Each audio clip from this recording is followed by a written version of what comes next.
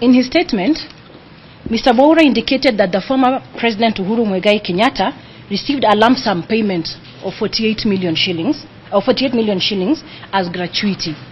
I would like to confirm that that is correct, that he did receive the lump sum, but I also want to emphasize that gratuity is an entitlement accorded to every public officer on the expiry of service or once their contract is done.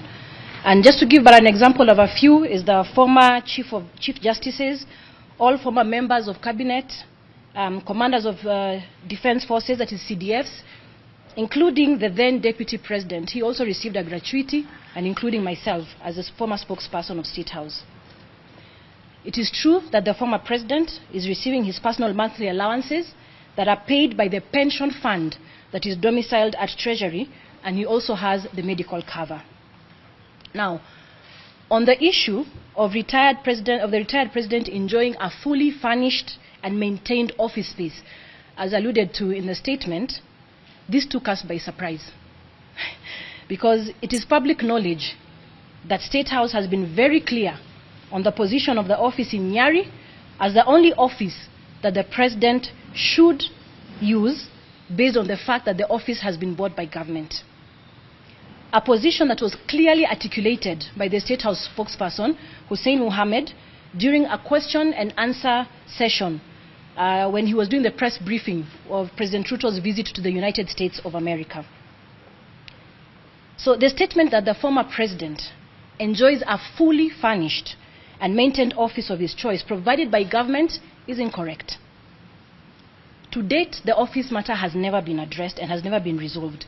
But I would, however, want to note, and I'd like you to note that the office in Nyeri was selected by the former president, the late former President Mwai Kibaki, suitable for himself. Just a note that I'd like you to take.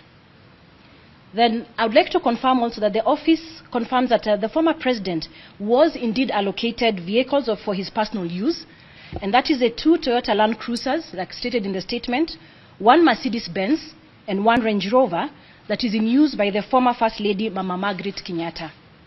The 4 Toyota Prados that have been mentioned are in use as follows. 3 are used by the security detail that was given to the president, the former president, and 1 Toyota Prado that is being used by the office, as well as 1 Subaru Forester.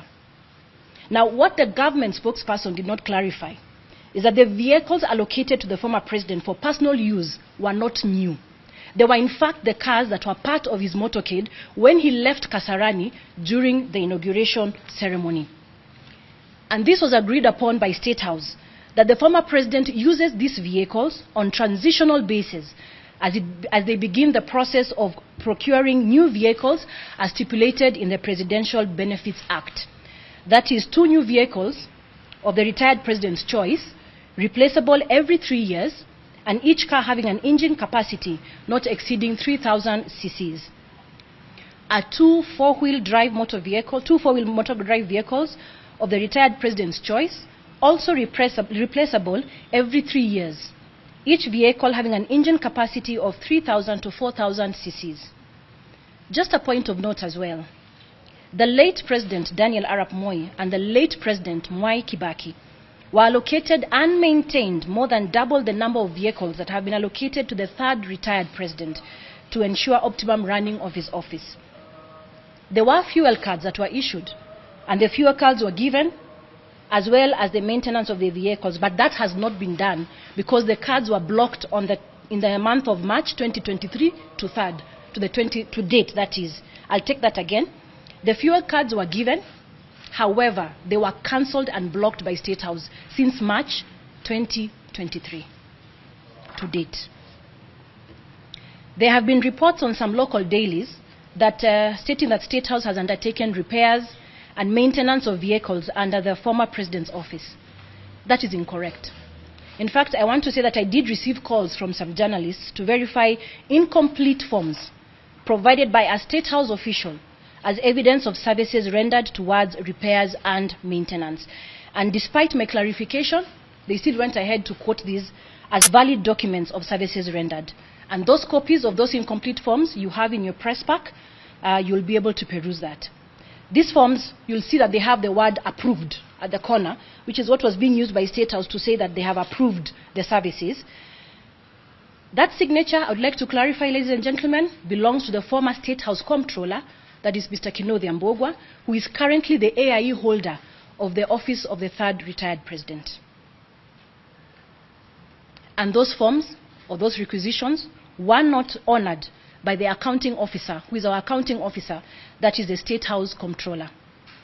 A complete requisition forms, just for your note, contains signatures and approval notes from heads of department. It is therefore the position of the office of the third retired president that the government of the day has not undertaken nor facilitated any repairs, maintenance of any vehicles under this office, neither have they fueled any cars under this office. As I finalize on the issue raised in the matter by the government spokesperson, the office still awaits the confirmation and communication on why they blatantly refuse to renew contracts of 2 professional staff members, the administrator, Mr. George Karaoke, and Mrs. Kanze Dena Mararo, who is the director communication. There is also the issue of unceremonious withdrawal and intimidation of staff via phone calls at midnight. We have provided a list of the complete staff serving in the office of the retired third president, and would also like to clarify that the list that Mr. Mwaura presented in his statement had the wrong tally. Those members of staff that were there were 32 and not 33, when the Act provides for 34 members of staff.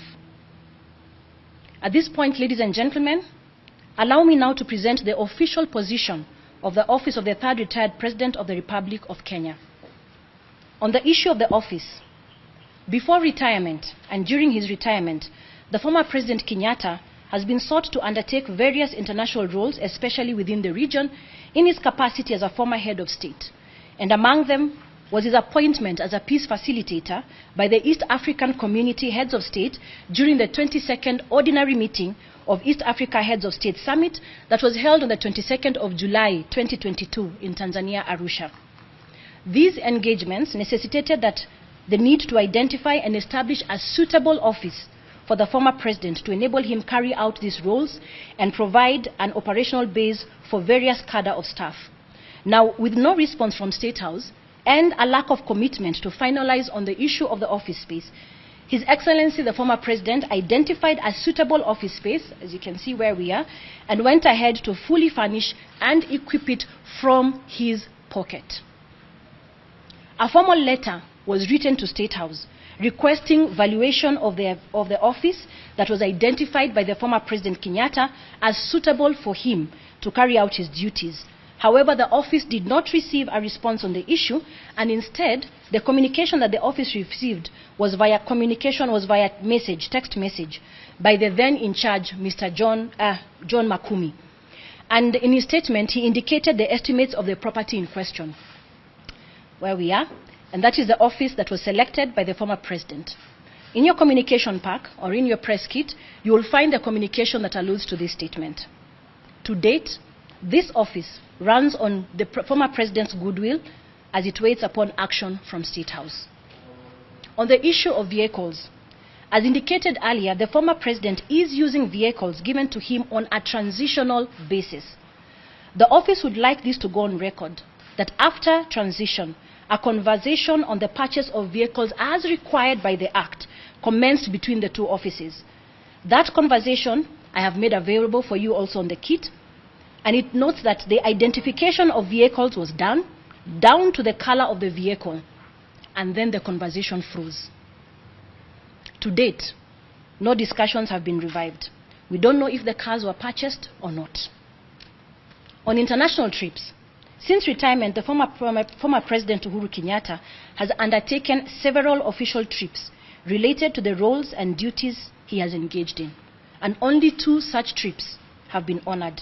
The trip to Ethiopia on matters concerning the peace process led by the African Union, and the one to Burundi that was the 11th summit of the heads of state and government of the East African Community on the issues pertaining to the peace process in the Democratic Republic of Congo. The office did submit other requests for facilitation of trips, but received no response. That too you'll find in your press pack. Now the budget is the 4th issue. Now this is actually the core issue that the office seeks to have addressed: budget allocation. In the year 2022-2023, financial year 2022-2023, Parliament allocated this office 655 million shillings. To date, the office can only confirm absorption of roughly 28 million shillings, spread across payment of allowances for domestic travel, as well as facilitation of the 2 trips that I mentioned earlier that were honored. That is approximately 4.4% of the total budget for that particular year. And this does not include the payment of salaries and medical insurance. The financial year 2023-2024 that ends in a few weeks, the budget allocation for this office was 503 million shillings. The year is ending without the office having any access to this allocation. The total amount for the 2 years that we have not had access to this approximately 1 billion Kenya shillings. We can confirm that salaries have been paid, as well as medical insurance, but we cannot allude to how much it is. Now, in the coming year, which is 2024-2025, the budget allocation is 579 million shillings. Well, the office waits with bated breath to see if this will be honored. You see, the quagmire that this office is in is that the office cannot substantiate what has been used and where the monies have been used, since several requests and attempts to get budget returns from the accounting officer, who is the State House Comptroller, have fallen on deaf ears. We would also like to distance ourselves from budget estimates tabled in Parliament. Our position is that we had no input on the budget estimates that informed the allocation of 450 million shillings that Treasury projects to allocate the office of the 3rd retired president in the coming year of 2025-2026, which is 475 million shillings for the year 2026-2027, as was reported by the Star newspaper of the Tuesday, May 14, 2024. You see, after budget estimates are approved by Parliament, the monies are disbursed to the accounting officers through Treasury.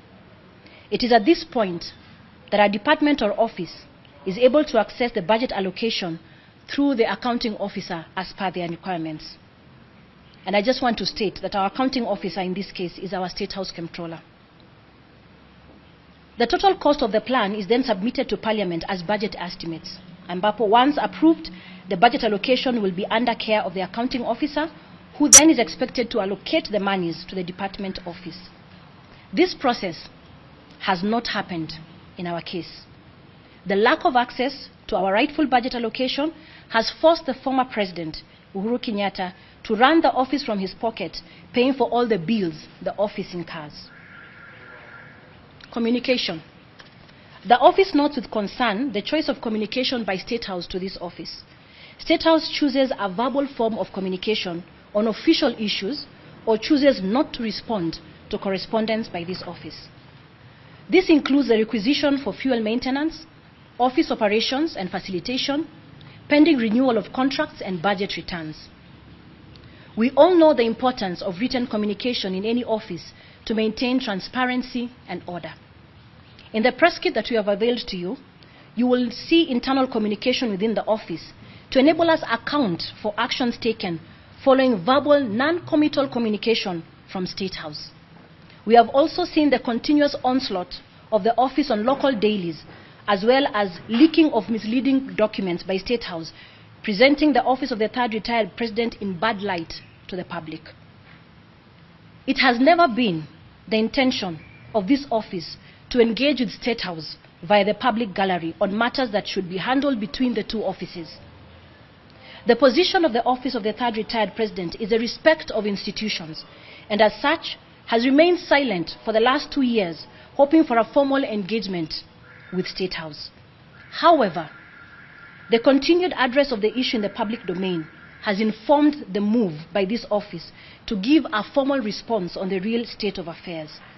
We call upon the relevant institutions led by Parliament, who are mandated to uphold the rule of law and defend the Constitution, the Auditor General, who is tasked to hold the government accountable in its expenditure, as well as the Controller of Budget, to look into the issues that we have raised. As an office, we are willing and ready to engage. However, it is our observation that there is a lack of commitment and reluctance by the government in fulfilling the Presidential Benefits Act in totality. Now, there was an issue that was raised in the statement about Mama Ngina Kenyatta. So, as pertains the Act, we all know that Her Excellency Mama Ngina Kenyatta, in her capacity as the former First Lady and surviving spouse of the late President Jomo Kenyatta, is entitled to benefits amounting to 50% of her husband's pension.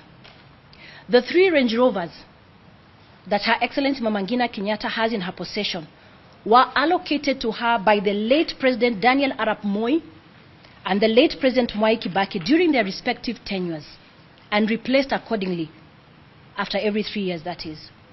Now, clearly, the government spokesperson said that they gave her the cars, but clearly the government of the day has not provided her with any vehicles.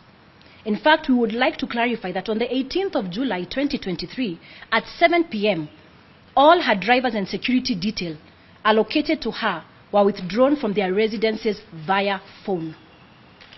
The claims in the media that personnel were reinstated is false. To Capital, fuel cards for her vehicles were also blocked since March 2023 to date, and vehicle maintenance denied. She fuels and maintains these government vehicles, one of which has been unserviceable for approximately over 1 year. We do note that there are other beneficiaries of the Presidential Retired Benefits Act, which include the former Prime Minister, Right Honorable Raila Odinga, the first retired Vice President, Honorable Mudi Awori, and the second retired Vice President, Honorable Kalonzo Musyoka. We also know that the current Prime Cabinet Secretary, Honorable Musalia Mudavadi, was also a beneficiary of this office before his new role in the current government. While the picture painted by Mr. Mwaura of the government's commitment to support the office of the retired president in accordance to the law is the ideal situation, it saddens this office to inform the public that unfortunately that picture does not exist. And our worry as an office is a precedence that is being set by the government of the day. Their decision to blatantly ignore execution of the Presidential Act No. 11 of 2023 seems to open up a Pandora's box that will leave a retired head of state at the mercy of the government of the day. And as Martin Luther King Jr. said, injustice anywhere is a threat everywhere, whatever affects one directly or indirectly. So help us God. And we would like to clarify that this is not what we would want to happen. This is not how we would want to engage, because we respect the rule of law.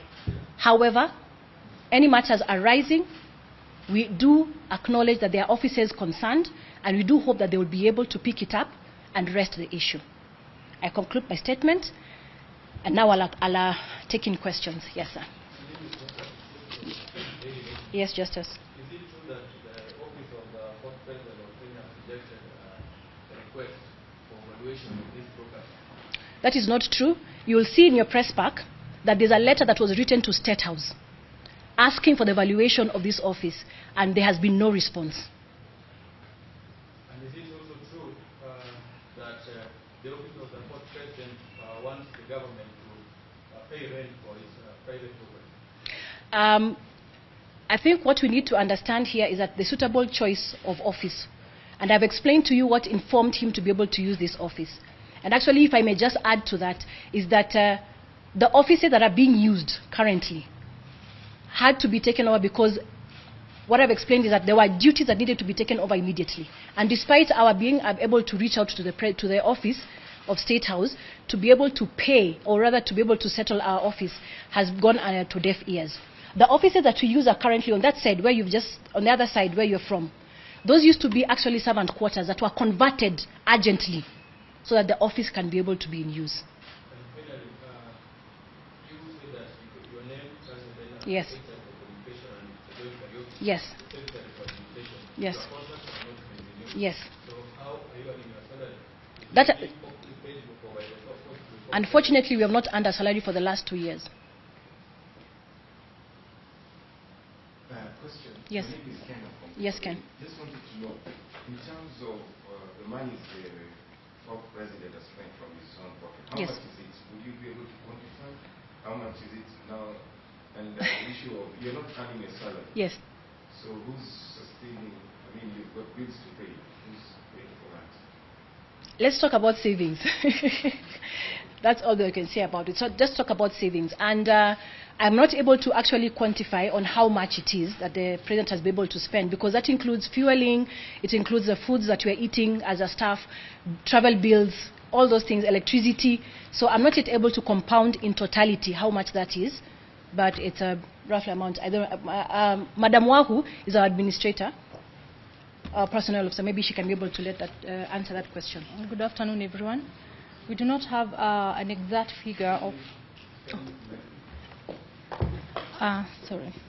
currently, we do not have an exact figure of exactly how much that he has spent, but that totals to the transport bills, every travel that he makes, catering bills as well, and any other running, administration, operational running of the office.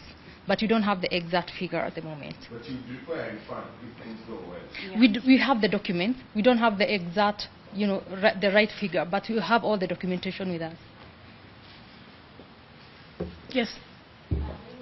Yeah. I have two questions. Number one, do you feel that State House is frustrating this office deliberately? And number two, you have talked about amounts of money that you're supposed to have received from 2023 until now. Yeah. About 1 billion. 1 billion shillings. From as far as you know, is that money released from National Treasury and it goes back somewhere, or is it not released at all? Okay. From the understanding that I have, and which you can go back and clarify, is that once Parliament allocates the money, I think I've also read it in my statement, the money goes to the accounting officer. For this office, the accounting officer is the controller of State House. So what happens is that once the money comes, we make a request for whatever it is we'll need, whether it's fueling, travel, and all that. So that money is supposed to be released to us by the accounting officer. That is one. On your second question, it is difficult to assess and understand why the actions that have been taken by State House have been taken, but we just notice that there's a reluctance, yes, towards aiding us. Yeah. Any other question? Yes. Yes, Sydney. How far when it comes to peacekeeping what we have seen when the president was heavily involved in that process? And secondly, I want to speak to the timing of this pressure and the political nature of whatever is happening in the country right now. The spokesman did speak some time back. So this timing is speaking to whatever is happening in the country politically. Okay, to your first question, I think the pressure today was about the office and the status. So on peacekeeping, we will address that much later. In terms of the timing, you did realize that he did the presser, I think, last week on Friday. It was not a long time ago. He did the presser last week on Friday. Last week, but one on Friday, I think. Last week, but one on Friday. What we needed to do and why we took time was we wanted to ensure that what we are bringing before you is the true position and with evidence. So that we are not just alluding to a statement, but we want you to have the evidence so that you may be able to understand the correct position of this office and what we stand for and what we believe in and what is true, which is want to make it public. And the reason why we've been able to respond is because they formally responded through the government spokesperson, and we felt that that was now the opportunity for us as the office of the third retired president to also make our formal response so that people get to understand that this is where we are at. So it has nothing to do with any political indication in the country right now. Yeah. One last one from me. The property where we are Yes. standing right now, Yes. where it says your house as the office of former president, actually does belong to the family of the former president. Yes. At this point, you're asking the government to rent out, to sort of rent out the property that belongs to you and they are not going to you. From where you say you think this is morally correct. Okay, there is something that I would want you to follow up. Maybe you can check in the public. There was a conversation that happened during His Excellency's tenure concerning also the other beneficiaries of the office of the retired president. And there is actually a conversation that happened between State House and the AG's office. I'm just not able to have those documents right now, but it alluded to the fact that being able to rent an office that belongs or is related to the family was not a conflict in interest issue. That issue was raised with one of the former retired or one of the beneficiaries. I'm just not able to name who it is right now. but it was concluded by the AG then that is not a conflict of interest. And that's why the former president made the decision to have the offices here. Yes. Yes. Yes. My question is, the reason why the statement is actually structured on the office of the retired president Yes. is because it has to be anchored within the law, and that is the term Benefits Act. Yes. Don't you think there are terms and conditions that come to these benefits that perhaps the government feels have been flouted or have not been adhered to, especially touching on politics that could bring this complexity and give them a good gray area not to do what you're asking them to do? I know that one of the things that they talk about is his involvement in politics. And I think the correct position is that if you remember very clearly, immediately after inauguration, there was an NDC that was held by the Jubilee Party. And the process of that, the purpose of that NDC was to begin a process for him to be able to hand over chairmanship. But as we know, things went as they went, and the matter is currently in court. So, inevitably, he remains the chairman of Jubilee. Inevitably, because he's one of the Jubilee is one of the key parties of Azimio, he still remains in Jubilee. However, I think we can note anywhere that he has been inactive in terms of political activity. So I don't think that that should be a basis or a TOR that should necessitate the kind of treatment that the office of the retired third president is receiving. And finally, the level of the former president and the level of the current president, the difference is former and current. Yes. Has there been attempts directly by the former president to speak to the current president with a view of sorting out these administrative issues, or it's exclusively left to the office of the administrator? I think there's nothing that has necessitated there to be a conversation, because everything it's a rule of law. It's how things need to happen. It's the operations that would require for them to have a conversation. Yes. I just want to know how desperate is the institution? How desperate are you? Because 2 years without the salary. By the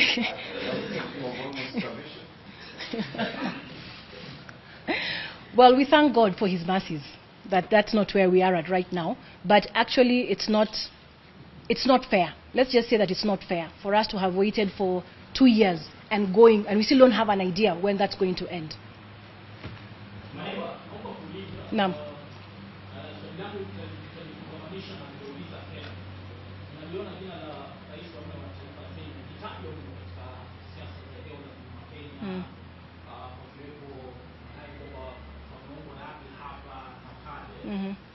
Hivi msimamo wa ofisi ya rais wa nne wa taifa la Kenya gani? Hivi huenda tukamwona labda katika Uhuru Kenyatta au itakuwepo na kama hayo. Hilo la kwanza. Kisha la pili, nitaomba utupe muhtasari katika lugha ya Kiswahili wapo utakumani mwishoni mwa kipindi hiki cha maswali na majibu cha shule.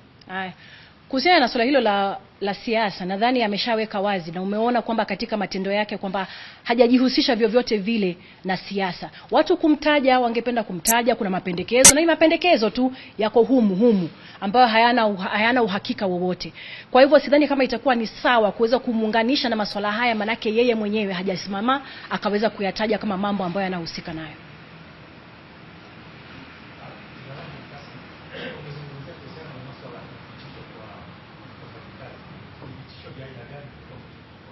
Wamekuwa wanapigiwa simu usiku na wanaambiwa waende katika station tofauti kuliko ile ambao wameletwa hapa.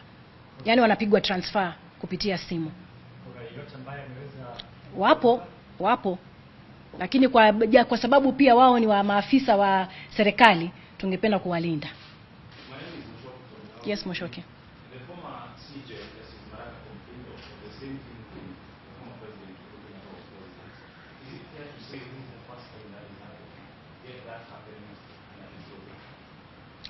Sorry.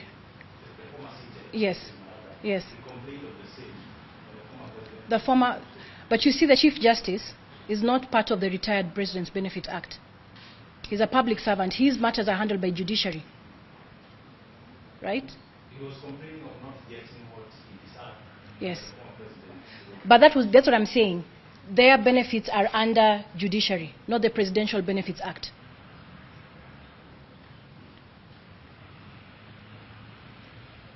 Any other question? Haya, kwa muktasari basi, ningependa kusema kwa muktasari sasa.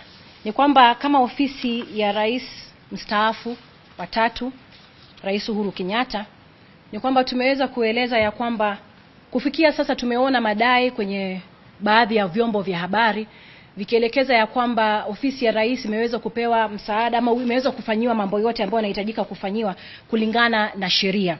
Lakini ukweli ni kwamba swala hilo halijaweza kushughulikiwa, manake kama unavyoona ikiwa ni katika mgao wa bajeti, ofisi hii haijaweza kupata mgao huo kupitia katika mwaka wa 2022, 2023, mwaka 2024, mwaka 2023-24, ambapo katika mwaka huo wa kwanza mgao ulikuwa ni shilingi 1655, na kwa sasa tunaweza kusema kwamba kuna takriban asilimia 30, milioni 30 ambao tumeweza kutumia. Na tunasema takriban kwa sababu we've not yet gotten the budget returns. Hatujapata mwelekeo huo ili kuweza kujua kama pesa hizo zimeweza kutumika na zimeweza kutumika vipi. Mnamo mwaka wa pili pia tumepata mgao wa bajeti wa 1503, na kufikia sasa hatujaona hata shilingi moja. Tunajua tu kwamba mishahara imelipwa, hatujui ni kiasi gani, bado hatujaweza kupata hizo budget returns. Na katika juhudi zetu zote za kuweza kuwasiliana na ofisi ya State House ili kuweza kujua na kuelewa hali ni ipi na kwa nini mambo yanaendelea vile yalivyo, hatujaweza kupata mwelekeo wowote.